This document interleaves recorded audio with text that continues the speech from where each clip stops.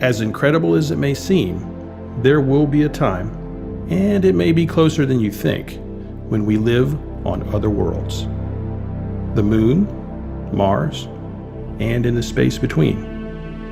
And when that day comes, just as always, our children will look with curiosity across these new horizons, with a desire to go further and to explore what lies beyond.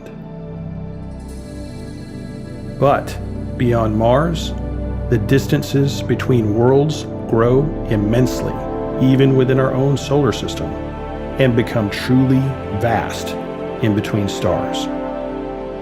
If we ever want to reach out across these distances, we need to learn how to go fast.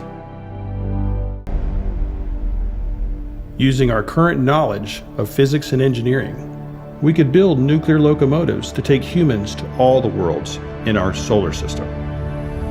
But a starship powered with a nuclear heart aimed for even our closest star, Proxima Centauri, would have to harbor hundreds of generations of people, all living their entire lives aboard before reaching its destination 4.25 light years away.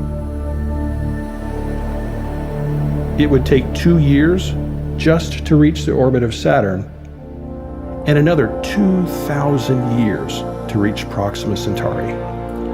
We need to be able to go faster.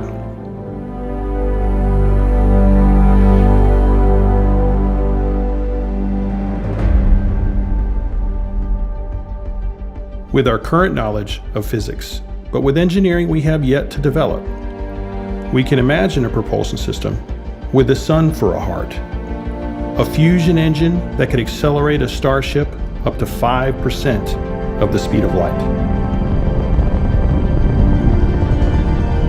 This ship could cross the orbit of Saturn in 6 months and reach Proxima Centauri in just over a century. But if we want to traverse interstellar distances in less than a human lifetime, we have to go incredibly fast.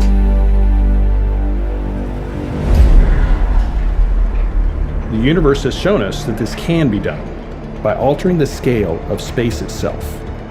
And we are working to develop new understandings of physics to learn how this might be controlled.